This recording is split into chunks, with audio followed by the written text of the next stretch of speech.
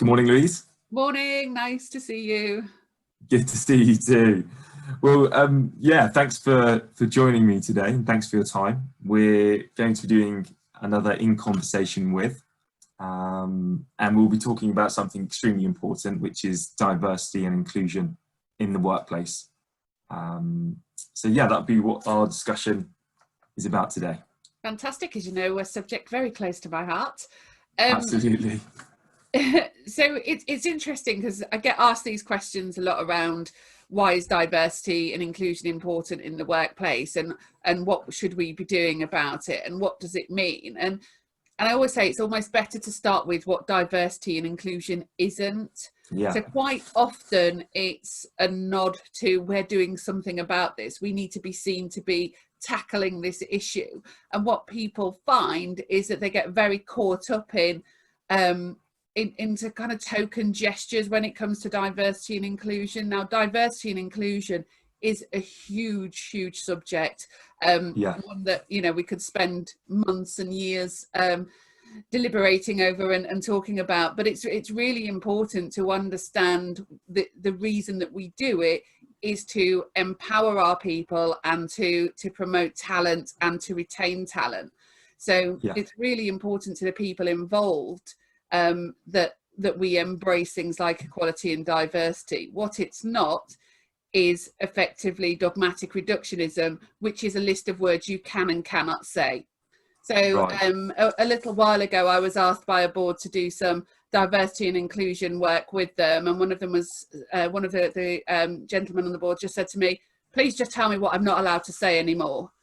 And he was really caught up in the terms that people think are right and wrong. And can you, you know, do you say person of colour, or can you say black person, or do we all now use BAME? And you'll probably have noticed, certainly through the crisis, that people have been talking about these big generic kind of stereotype or kind of catch-all terms, and it doesn't work for people. People are individuals. They may be part of a group, but it doesn't make them a lesser part of another group. And that inclusion piece is around making sure that people can bring their whole self to work, because there are real commercial advantages to people being themselves at work. And absolutely.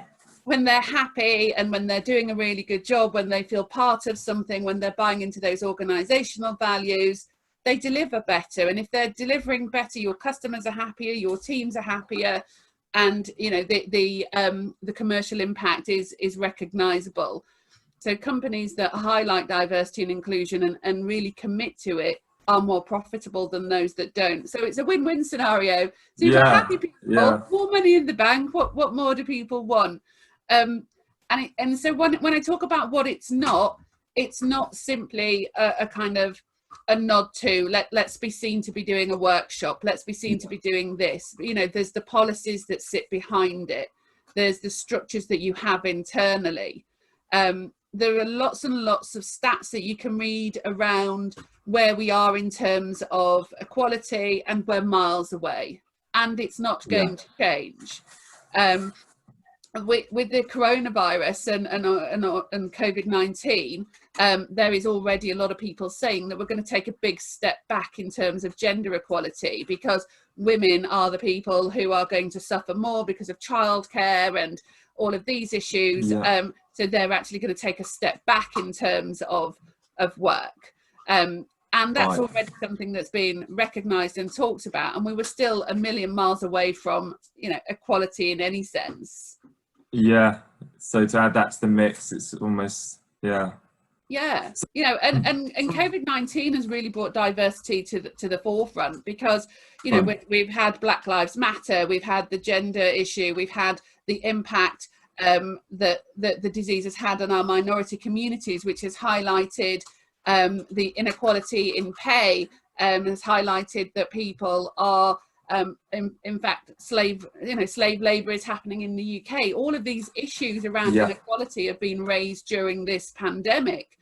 They've always been there, it's just sometimes a spotlight gets put on them. So we all need to consciously take steps towards making it less so. you know, and less just something that comes when the spotlight's on it, but something that we're all actively changing. Sure. This is why I think it's so important. Sorry, go on. I was just saying, well, that's obviously right. You know, it's a really important thing. But what would those steps look like?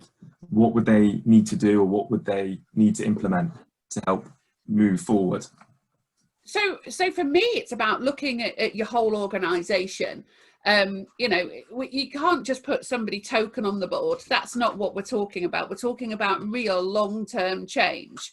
So if you think about the progress that has been made in terms of women on boards, you know, it's been fairly slow. However, there is some very, very clear kind of numbers around those that have women on board have more commercial viability than those that don't. And certainly if you look at leadership, keep talking about the pandemic, but it's kind of relevant.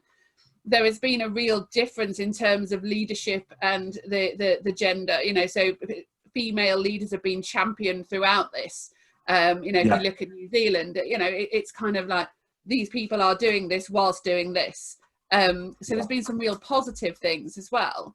But companies have to take it seriously. So, for example, if you are a traditional finance house or you're a traditional tech firm, there's likely to be a bit of a gender gap. So it's how we encourage younger people into that STEM world, you know, so how do we get them interested in the stuff then that will mean that in the future they're going to be leaders within those organizations. So it's creating opportunities, and on some level it's about just explaining to people that it's all right to be themselves, you know, and you know, whether it's creating ally networks internally or whether it's creating groups, then, you know, there's lots and lots of things that we can do. Yeah, well, that's great. Yeah, I mean, it's clear it's like allowing people just to be individuals. It's something I think you picked up on there. I think that was a really key and important part. Right. Okay. Yeah. So just sort of moving on there, and something you actually mentioned previously in our talk today was some of the benefits, and you know, there are obvious and clear benefits for this, and I think things like innovation, creativity, productivity, you know, are a number of these. But I was hoping you could sort of spread a little bit more light on those and share a bit more information. Yeah, absolutely. So that concept of the more diverse of ways of thinking that we can have in an organization means that we're more likely to understand that customer journey as well, because our customers aren't all the same. You know, everybody's different, and by having that kind of approach to having that real shared thought and real kind of deep dive into that diversity of thinking means that people are more likely to feel comfortable by being a customer, you know. So it's automatic assumptions, and part of this is cultural, and it's how we've been brought up, but you know, it's assuming that somebody, if they're a Mrs., is married to a man, and not considering that actually they might be in a civil partnership or married to somebody of the same gender or whatever else. And quite often policies and procedures don't align to those differences because we live in a heteronormative society, which therefore means most people will think if somebody is married, they are in that gender norm, kind of heteronorm world.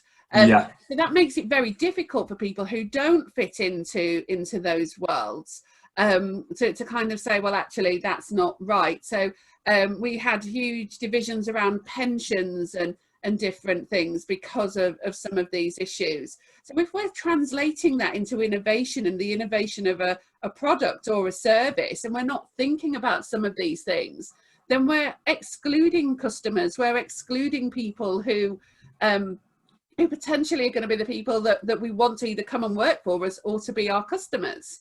There's a really interesting one around mobile phone usage, and I think it was Apple, you know, correct me if I'm wrong, but they've designed it for right-handed people. So the new camera function only worked for right-handed people. Left-handed people really struggle. So little things like not considering that people are different. Now, if you'd have had one single left-handed developer on that team, they'd have gone, yeah, that doesn't work for me. And then when we start to bring in disability, you know, a very low number of people with disabilities are employed in the UK, which is unbelievable when you think about that talent and skill base that we exclude. And when you start to bring in things like mental health, you know, we are about to see, as predicted, an increase in people with mental health issues based on not only the isolation but the anxiety and stress of going back to work in a new world. To kind of consider all of these things as well, because if we're thinking about innovation, does this product work for everybody? You know, is it an inclusive product? Is there something else we can do to make it more inclusive? And I think certainly for employers now, when we prove that this work from home concept can work, and I mean a structured work from home rather than just doing your job from home in a temporary situation. There are people out there that are massively talented that may have been overlooked before because they may have needed something slightly different, you know, some reasonable adjustment at work. Now, employ them because they're probably really good at what they do and they don't need to necessarily come into the office. So there's a whole heap of talent out there that we can now start to include. But by getting all of these kind of different elements into an organisation, it changes that very, very normalized kind of grey suits, blue shirts on boards, which is that thing we're all very used to seeing, I guess. You know, and we need to change, but recognize that change isn't about just a workshop. It's a great starting point, you know, and it shows to your people that you're interested in this, but it's a much longer term commitment. And there's something we all need to do on an individual basis around making this a massive cultural shift, let alone in organisations. Can you tell I'm a bit passionate about this stuff? Absolutely, Louise, I can tell. I mean, it's clear this is something we could talk about all day. Because it's such a big topic and such a big subject, like you said at the very start. But for the people who are going to watch this, what would you say are the main takeaways? The main takeaways are to recognise that things like unconscious bias exist. You know, people will often say to me, I'm totally in control of my biases. And what you've actually done there is unpick years and years of things that you've been told by the media, by the people around you, by the world at large. And it's realising that actually that's okay and it's normal to have those biases, but there are things that you need to do about it. And it's giving people those practical tools on what to do about it. Because if you say to somebody, you're biased, now go away and think about that, they can't do anything about it. If you can say to them, look, this is how to change the way that you think, and this is how to approach it next time, they go, oh, okay, yeah, I feel all right now. I feel all right about that.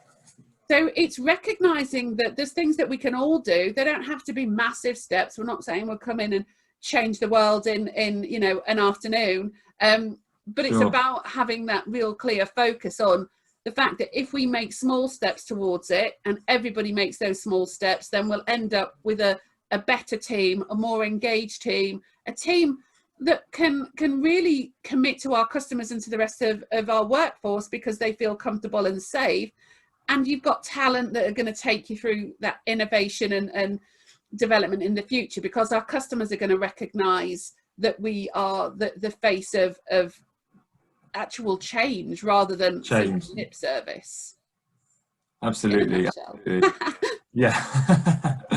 Well, thank you, Louise, for sharing your ideas today and all of your thoughts on this, you know, really important topic. And like you said, it's something that's really close to your heart and something you're really passionate about. So a big thank you on our side for your time today. My pleasure. Nice to speak to you. Lovely to speak to you. Bye. And see you soon. Bye-bye.